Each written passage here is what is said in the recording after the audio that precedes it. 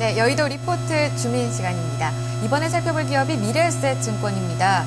오늘 장에서 11%.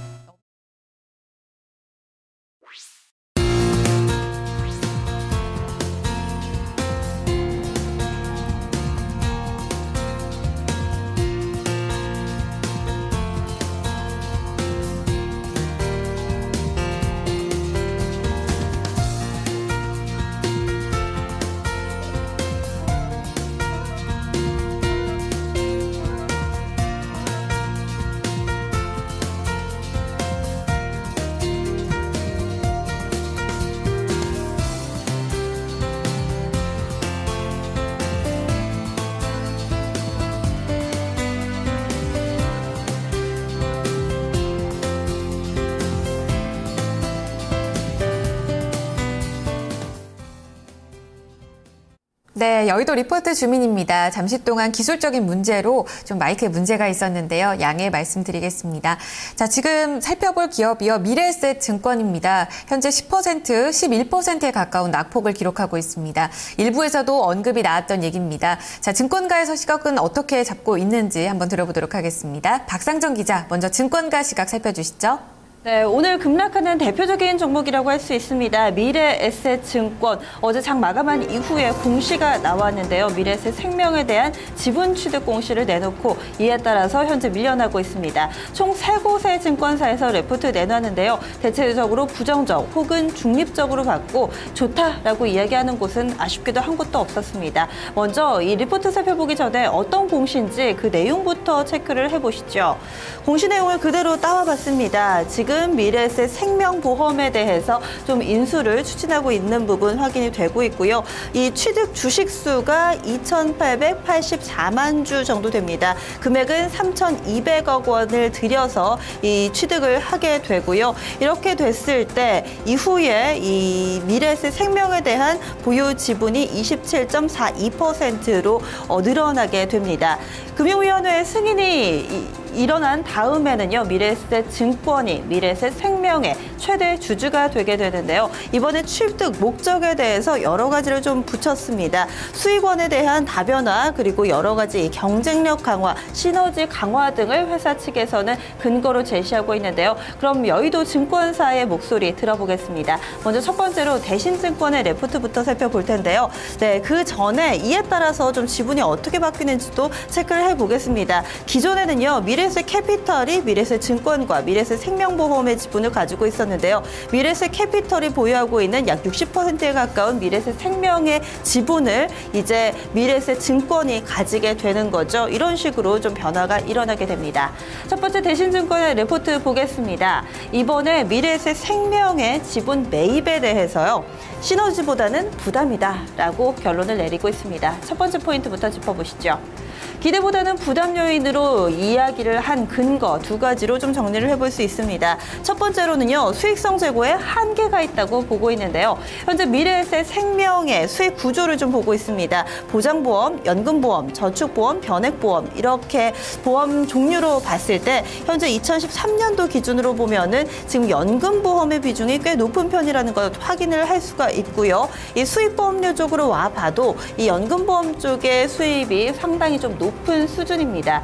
이렇게 되기 때문에 이 수익성 제고에는 한계가 존재한다라는 이야기를 하고 있습니다. 그리고 두 번째로는요, 현재 이 IFRS 보험계약 기준서 2단계 재정 작업이 전 세계적으로 진행이 되고 있습니다. 실적을 체크하는 기준이 조금 달라지고 있다라고 평가를 해보시면 되는데요. 이 부분이 2017년이나 2018년에는 의무 도입이 될 거라고 합니다. 따라서 보험사들은 이에 걸맞게 좀 체질을 개선할 필요가 있는데요. 이에 따라서 이 2단계 전환을 위해서 자본 확충의 필요성이 남아있기 때문에 이 부분도 약간은 좀 부담 요인, 불확실성으로 받아들이고 있습니다. 두 번째 포인트 짚어보겠습니다. 시너지보다는 부담 요인인데 이것을 극복할 만한 열쇠가 한 가지 있다고 하는데요. 그 조건 바로 미래에셋 생명의 상장입니다. 미래에셋 생명이 상장하게 되면은 긍정적이 될 수도 있다라면서 가능성을 제시한 건데요. 하지만 이마저도 사실은 쉽지 않아 보입니다. 이 2011년 발행한 전환 우선주 발행가액이 주당 14,200원인데요. 이 부분을 감안했을 때 공모가 그리고 미래에셋이 원하는 공모가가 좀 조율되기가 쉽지 않은 상황이라고 합니다. 이런 가능성이 열려 있지만은 쉽지는 않다라는 것이 대신증권의 의견이었고요. 두 번째 레포트 보겠습니다. KB투자증권의 레포트인데요. 중립적이다라고 결론을 내리고 있습니다. 첫 번째 부분부터 좀 짚어보시면요. 영업이익 측면에서 긍정적인 시너지를 예상을 하고 있습니다. 앞서서 대신증권 같은 경우는 시너지에 대해서도 다소 부정적으로 봤는데 이 KB투자증권 같은 경우는요. 이 자산관리 그리고 연금 영업 쪽에서의 시너지는 긍정적인 요인으로 판단하고 있습니다. 그리고 두 번째 체크 포인트를 짚어보면요. 앞서 시너지에 있어서는 좀 긍정적이었지만 부담스러운 인수가 그리고 불확실성이 존재한다는 측면에서는 다소 부정적으로 봤습니다. 지금 보시면은요, 미래에셋 생명의 주요 지표 확인하고 계신데요. ROE가 점차 낮아지고 있습니다. 15.2%, 2011년에는 10%가 넘었는데요. 6%대 그리고 3%대로 점차 낮아지는 추세를 그리고 있습니다. 업황이 사실은 보험 쪽이 좋지가 못하죠. 이런데도 불구하고 PBR이 현재 1.1배 수준에서 인수 가격이 좀 정해졌습니다. 따라서 다소 인수가가 높다라는 것이 증권가의 시각이고요. 이와 함께 여러 가지 불확실성이 좀 상존돼 있다는 것, 부정적인 요인으로 꼽았습니다. 다만 이 최대 주주의 경영권 프리미엄을 고려할 필요가 있고요. 실적은 조금씩 나아지고 있다는 점 긍정적 포인트로 제시했습니다. 이런 긍정과 부정이 서로 상쇄되면서 중립적이라는 의견이고요. 투자 의견 정리해 보겠습니다. 먼저 첫 번째 보신 레포트에 대한 투자 의견입니다. 대신증권인데요. 매수해서 시장 수익률로 하향 조정했습니다. 이와 함께 목표 주가는 56,000원을 그대로 유지했는데요. 아무래도 이번 지분 인수에 대한 부담이 주가를 끌어내릴 수 있다라는 의견입니다. 이에 따라 투자 의견 하향 조정된 거고요. KB투자증권은 투자 의견 매수, 목표 주가 6만 원은 그대로 유지했습니다. 리포트 살펴봤습니다. 네, 미래에셋 생명을 지분을 인수하게 되면서 그에 따른 부담감은 불가피해 보입니다. 주가가 지금 11% 넘는 하락을 보여주고 있고요. 한 증권사에서는 목표 주가를 내렸고 한 증권사는 6만 원으로 그대로 유지했습니다. 자, 전문가 시각도 들어보겠습니다. 김대복 전문가입니다. 안녕하세요. 네, 안녕하세요. 반갑습니다. 네, 전문가님. 지금 시장이 미래에셋 증권에 대한 굉장히 좀 안 좋은 그런 움직임이 나타나고 있습니다. 약점부터 살펴볼게요. 한 번 더 짚어주시죠. 미래에셋의 약점은 먼저 이렇게 보셔야 됩니다.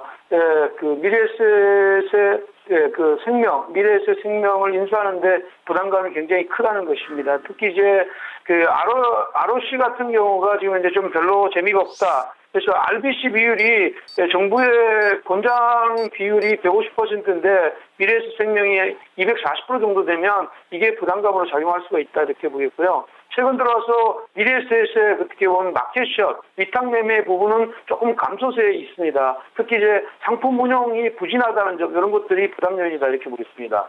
그렇군요. 그러면 조금이나마 기대할 수 있는 강점 쪽에서 좀 의견을 찾아봐야 될 것 같은데요. 그동안 굉장히 좀 좋은 흐름을 보여줬습니다. 어느 쪽에 강점이 있을까요? 네, 미래에셋은 그동안에 계속 좋은 흐름을 보여줬던 것은 안정적인 어떤 자산관리 쪽의 기반이 안정적으로 이어졌기 때문이다 이렇게 볼 수가 있는데 최고의 강점은 프로그램 매매에 의한 트레이딩 수익이 강화되고 있습니다. 특히 이제 파생상품이나 채권 상품에서 수익이 자연적으로 나고 있다 이렇게 볼 수가 있고요. 두 번째로는 PI 사업인데 이 PI 사업은 프린시플 인베스트먼트에서 증권사가 자기 자본을 가지고 지금 이제 위탁 매매를 하거나 자기 자본을 가지고 지금 현재 인수 합병 이런 쪽에 매매를 가지고 수익을 내는 이런 파트인데 이 파트가 최근에 와서 지금 현재 각광을 받고 있다 이렇게 보겠고요. 마지막으로는 사실은 이제 예전에 이제 자산 관리의 어떤 영업 기반이 이제 지금은 이제 미래에셋 생명을 인수하게 되면 기반이 확장되는 것이 강점이라고 볼 수가 있겠습니다. 네, 가장 중요한 게 아무래도 가격, 주가에 따른 영향력일 텐데요. 지금 시장에서는 43,000원까지 밀려난 상황입니다. 주가 흐름에 있어서 좀 리스크 관리가 필요하지 않을까라는 생각도 듭니다. 증권가에서는 여전히 56,000원 하향 조정한 곳이 내렸고요. 6만 원으로 유지한 증권사도 있습니다. 전문가님 보시기에 어느 정도까지 좀 가능하다고 보시는지요? 예상의 목표치는 5개월 정도로 보시는 게 좋겠고요.